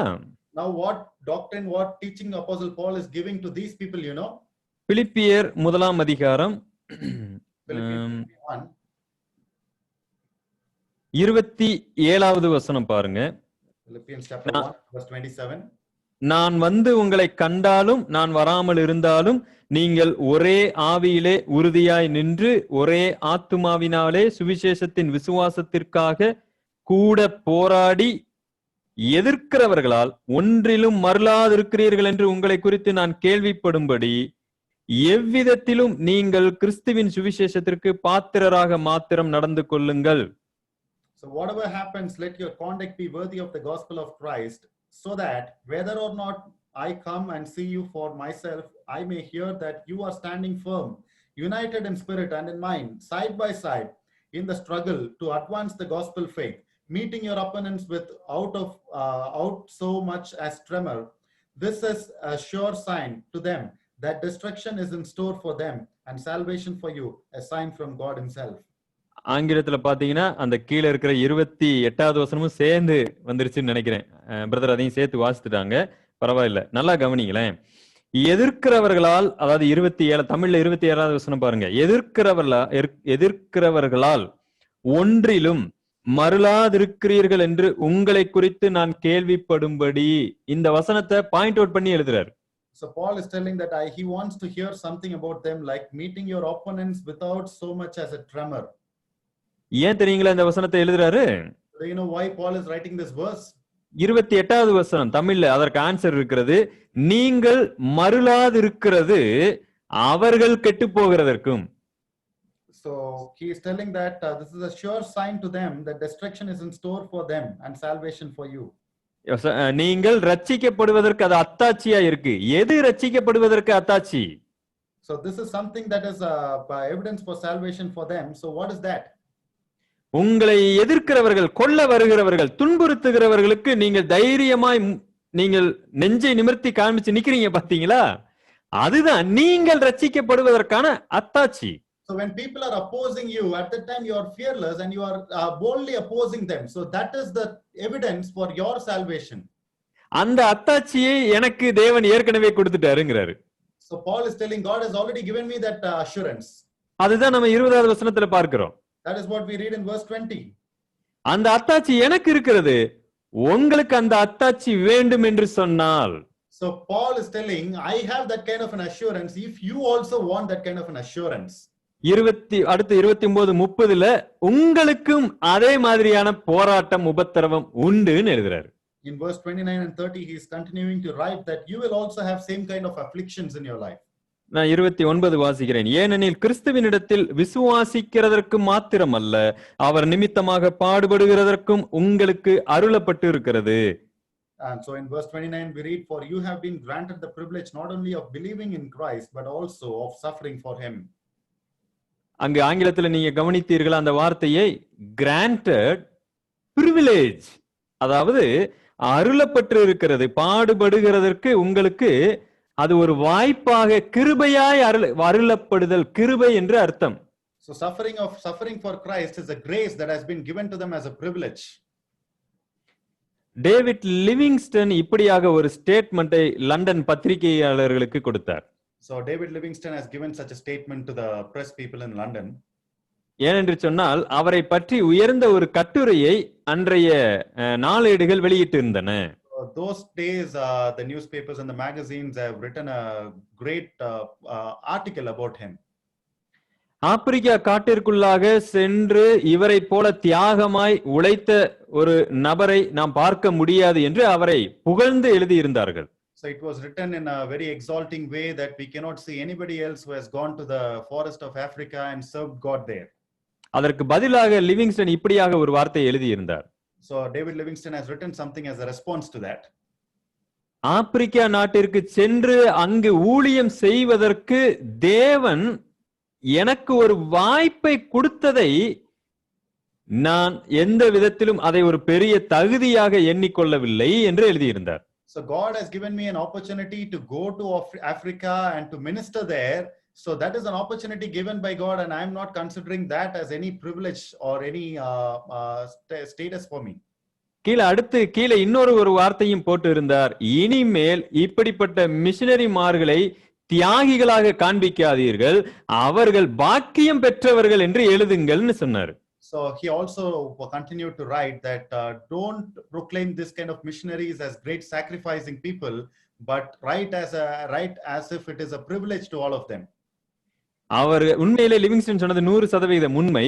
அவர் தியாகியாக தன்னை காண்பிக்கவில்லை, பாக்கியம் பெற்றவராக தன்னை காண்பித்தார். What Livingstone said was 100% true because he is not portraying himself as a sacrificing man, but he is taking it as a privilege for him. இங்கும் அப்போஸ்தலனாகிய பவுல் சொல்லுகிறார், உங்களுக்கு வரப்போகிற உபத்திரவம் அது உங்களுடைய பாக்கியம் என்று சொல்லுகிறார். So even here Apostle Paul is telling the persecution that is going to come to you is going to be a privilege for all of you.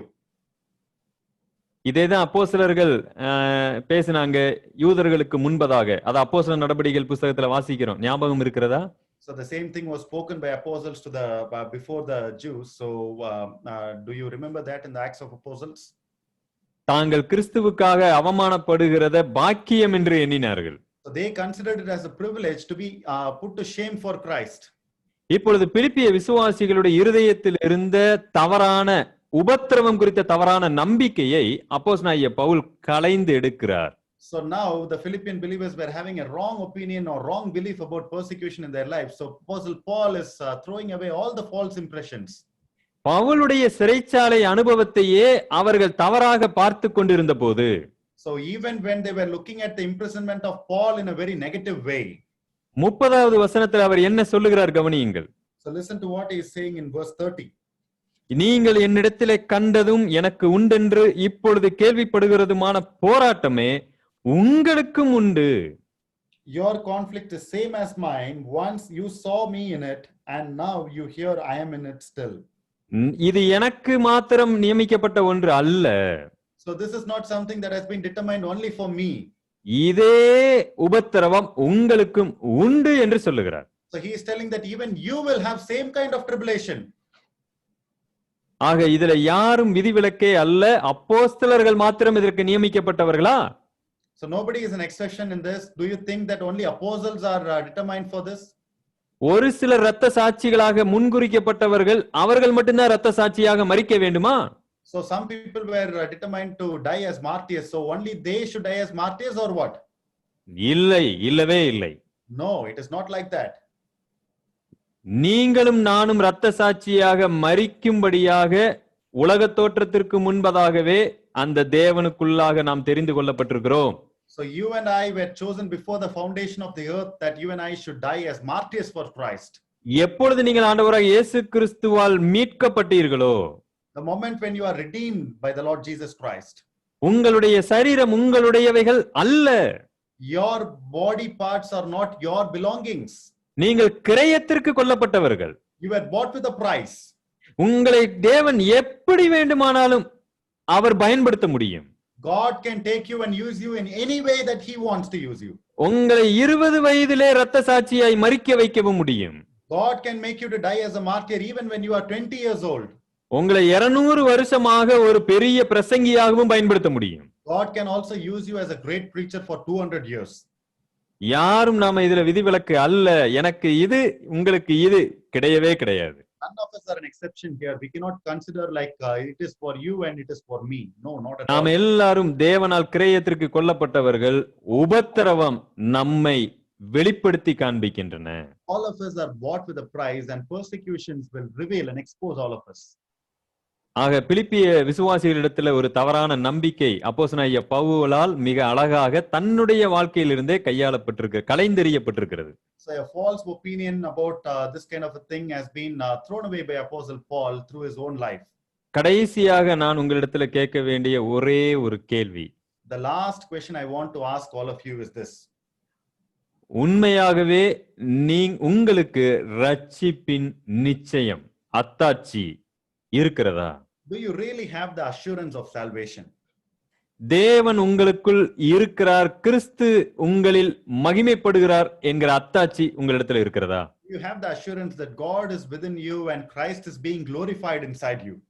ஜீவனால் ஆகிலும் சாவினால் ஆகிலும் கிறிஸ்து என் சரீரத்தினாலே மகிமைப்படுவார் அப்படிங்கிற ஒரு அத்தாட்சி உங்களிடத்துல இருக்கா? Even in my life or even in my death, Christ is going to be glorified in my life. Do you have this kind of an assurance? நான் இங்கு அத்தாட்சி என்று கேட்பது உங்களுடைய இருதயத்தின் சாட்சியை அல்ல. The assurance that I'm asking here is not about the conscience that you are having. உண்மையிலே உபத்திரவங்களின் மூலமாக நீங்கள் அடைந்த சாட்சி. So this is the testimony or the witness that you are having through the persecution. அது மாதிரியான சந்தர்ப்ப சூழ்நிலைகள் இன்னும் வாய்க்காதிருந்தால், If that kind of a situation has not come to your life till now, நாம் இன்னும் சரியான பாதையிலே போகவில்லையோ என்கிற சந்தேகமும் இருக்கிறது. we may also have a thought that we are not going in the right track. ஒருவேளை நீங்க சொல்லலாம், எனக்கு அந்த மாதிரி உபத்திரவம் பெரிய அளவில் வரவில்லை. You may be telling that I am not getting persecution like that. But அது உண்மை அல்ல. But it is not so. ஏன் தெரியுங்களா? Do you know why?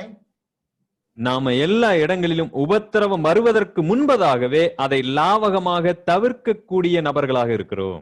So we are people who can avoid all the persecutions that even before they come to us. சத்தியத்தை தெளிவாக நேர்மையாக பேச வேண்டிய இடத்திலே நாம் லாவகமாக கொஞ்சம் விட்டு கொடுத்து பிரச்சனை வரும் என்று தெரிந்து விலகி போகக்கூடியவர்களாய் இருக்கிறோம். When there is a situation, if we preach something, there will be some problem, then we twist and turn and then we preach in a very cunning way so that we avoid all the problems. உண்மையை சொன்னால் குடும்பத்திலே குழப்பம் உண்டாகும் என்று தெரிந்து அந்த இடத்துல உண்மையை மாற்றி பேசி தற்காலிகமாக அந்த பிரச்சனைக்கு நாம் முடிவு கட்டவர்களா இருக்கிறோம்.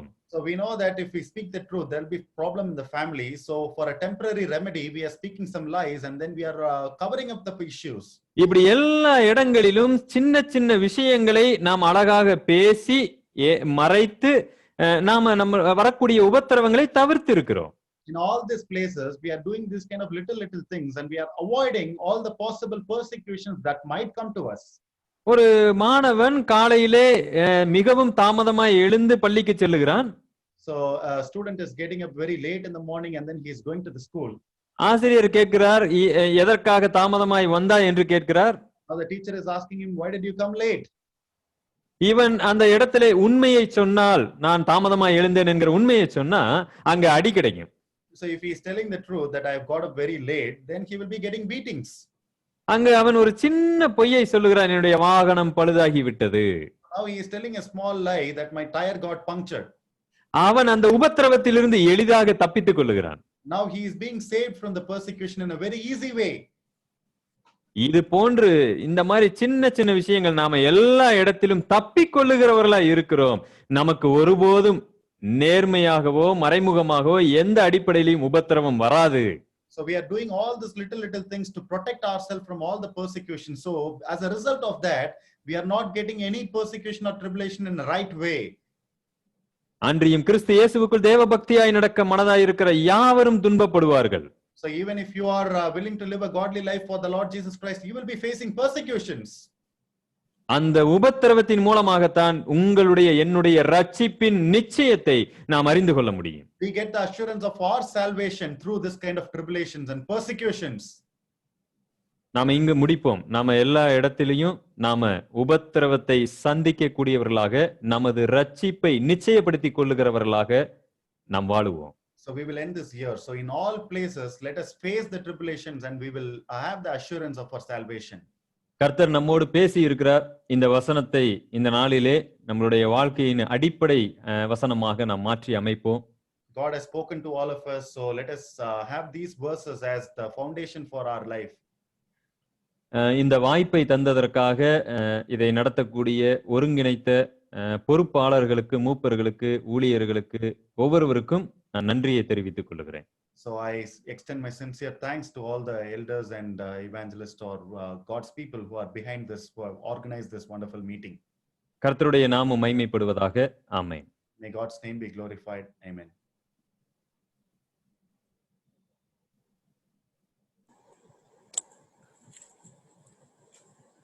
What a wonderful thought has come to us. The last few questions which Brother Evangelist Solomon asked us from Tirupur is very, the arrow goes right into our heart. I was wondering why India is still only 1% has only been Christians, and out of that 1 or 2%, many are compromising with God.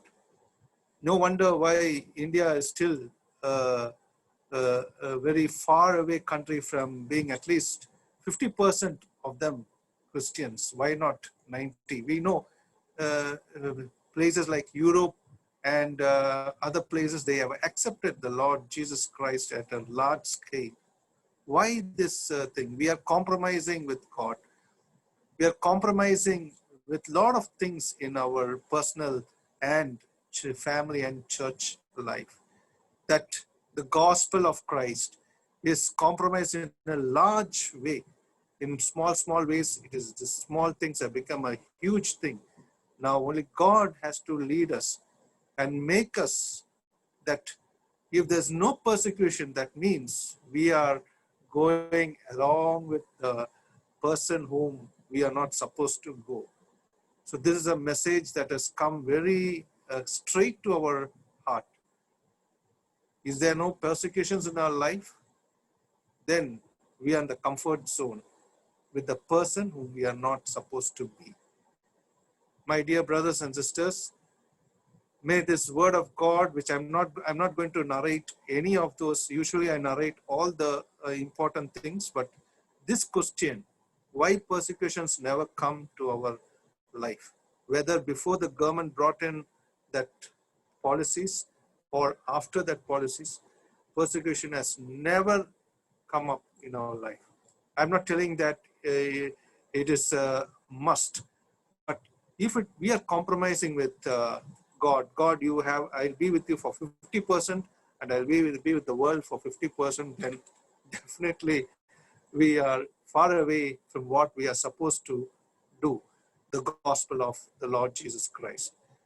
This question which the brother had brought to us in the Spirit of God, Brother Solomon from Tirupur, has been very important question. I was wondering for quite a long time, why India is my own country? Why is it far away from the heart of God? Is there anything wrong with those people? Why our neighbors are not listening to us? Why the children in our home are not listening to us? Why the church people are not listening to another fellow believer? Dear brothers and sisters, if we compromise with the world and with God so much, then definitely the gospel of Christ will never penetrate our loving motherland. It will never. It will be as like this in a dull state always, or it may even go worse. There should be an awakening in our hearts, in each one of our hearts, for that glorious time to arrive.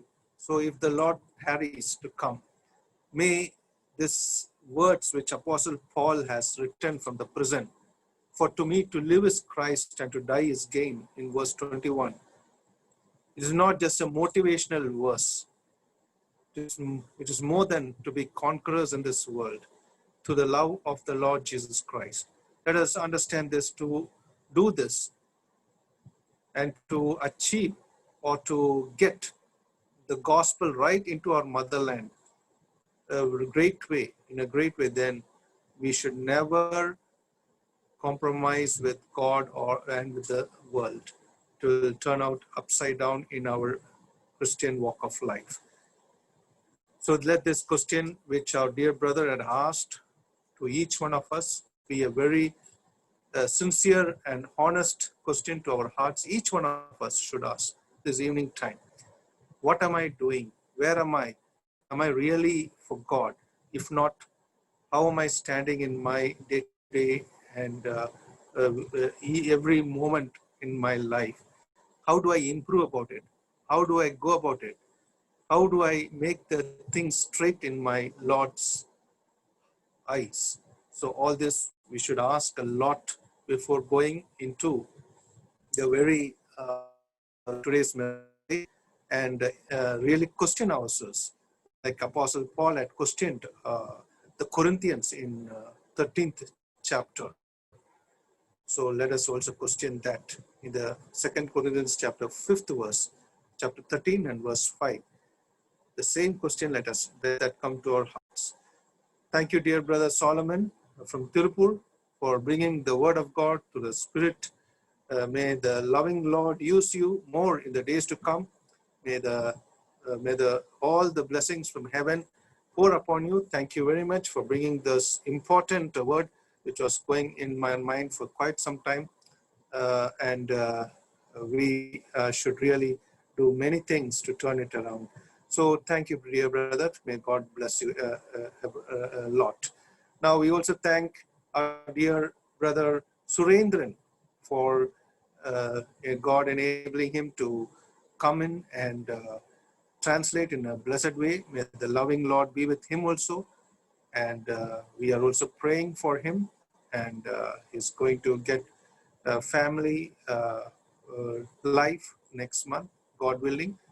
May God be with him. Thank you, dear Surendran. The way you translated is, as usual, blessing to each one of us. May the good Lord be with you and your family, your parents, everybody. And once again, do all glory to God. We also thank Brother Paul Raj from Dindigul district for singing those songs, for selecting it and bringing it to our hearts and mind, the grace of God and everything else. May the good Lord lead him in his every part of his life. And we also thank God for each one of you for joining us. May God bless us abundantly and these things which the Lord brought to our hearts this evening time, we should tell it to others and try to make them also understand and not just be listeners and forget it. So that is something which we are doing wrong thing to God. May the good Lord lead each one of us in this. Thank you all for listening and encouraging and edifying. May the good Lord also encourage, edify each one of us to the word of God. May the great name be glorified through each one of us. For the closing prayer, I request from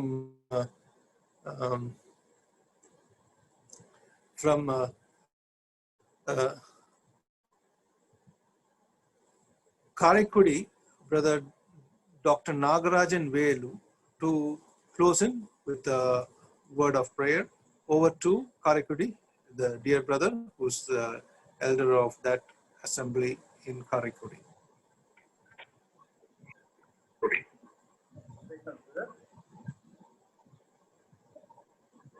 நல்ல அருமையான நாளுக்காக நாங்கள் துதிக்கிறோம். இதாவே இந்த நாளுடைய மாலைக்காக சோதரம் இந்த நாளிலே கூட ஆண்டவரே நீ எங்களோடு கூட பேசின நம்முடைய வார்த்தைகளுக்காக நாங்கள் உங்களுக்கு நன்றி செலுத்துகிறோம். அருமையான சகோதரர் சாலமன் அவர்களை கத்தாவே நீ வளமையை எடுத்து பயன்படுத்தியதற்காக நாங்கள் துதிக்கிறோம். ஆண்டவரே நாங்கள் கிறிஸ்தவ வாழ்க்கையில எங்களுக்கு கொடுக்கப்படக்கூடிய இந்த வாழ்க்கையில விதமாய் நாங்கள் ஆண்டவருக்கு காரியங்களை ஆண்டவரே நாங்கள் செய்கிறோம். அவருக்கு விதமாய் பாடல்களை ஆண்டவரே நாங்கள் செய்கிறோம். பிரபலியத்திற்காக ஆண்டவரே என்னென்ன பாடல்களாக நாங்கள் செய்திருக்கிறோம் என்பதை குறித்து ஆண்டவரே நாங்கள் யோசித்ததாக ஆண்டவரே நீ யோகத்தில் பேசினதற்காக போகிறோம். சுவிசேஷத்திற்காகவே நான் சிறையில வைக்கப்பட்டிருக்கிறேன் என்று சொல்லி பவுல் சுவிசேஷத்திற்காக கட்டப்பட்டிருக்கிறேன் என்று ஆண்டவரே சொல்லக்கூடிய காரியத்தை ஆண்டவரே நாங்கள் வாசிக்கிறோம். பல சமயங்களிலே கட்டாவே பாடுகள் கஷ்டங்கள் வரும்போது அதை லாபகமாக தவிர்ப்பதற்குத்தான் ஆண்டவரே நாங்கள் பார்க்கக்கூடிய அதன் வழியாக கடந்து போவதற்கு ஆண்டவரே நாங்கள் பல சமயங்களில் அந்த தவிர்க்கக்கூடியவர்களாக இருக்கிறோம். இல்லாதபடி ஆண்டவரே சுவிசேஷத்தின் பிரபலியத்திற்காக ஆண்டவரே நாங்கள் எங்களை கர்த்தாவே உமக்கென்று முற்றிலுமாக ஒப்பு கொடுத்து ஆண்டவரே பாடுகள் வழியாக நாங்கள் கடந்து சென்று உமக்கு மகிமையை நாங்கள் கொண்டு வரக்கூடியவர்களாக இருக்கத்தக்கதாக எங்களை நாங்களே தற்பரிசோதனை செய்து பார்த்து ஆண்டவரே அவ்விதமாய் நாங்கள் வாழும் பொழுது அநேகர் உம்மண்டை ஆண்டவரே கொண்டு வரப்படுவதற்கு ஆண்டவரே அது ஏதுகரமா இருக்கும். அன்றைக்கு ஆண்டவரே இந்த அரண்மனையில் இருக்கக்கூடிய அநேக ஆண்டவரை ஏற்றுக்கொள்வதற்கு அப்போ சில பவுல் ஒரு கைதியாக சென்று அங்க இருக்கக்கூடிய மக்களுக்கு அறிவித்தார் என்று சொல்லி நாங்கள் ஆண்டவரை கேட்டுகிறோம். ஆண்டவர் அது போல எங்களை நீரிடத்துல வைத்து அநேகரை மண்டை கொண்டு வரக்கூடிய பணியில நாங்கள் இருக்கத்தக்கதாக உமக்கென்று பாடுகள் வழியாக நாங்கள் கடந்து போகக்கூடிய இருக்கத்தக்கதாக ஆண்டவரே நீர் எங்களுக்கு உதவி செய்ய வேண்டுமா நாங்கள் கெஞ்சுகிறோம். உங்களுடைய வார்த்தைகளுக்காக ஸ்தோத்திரம்.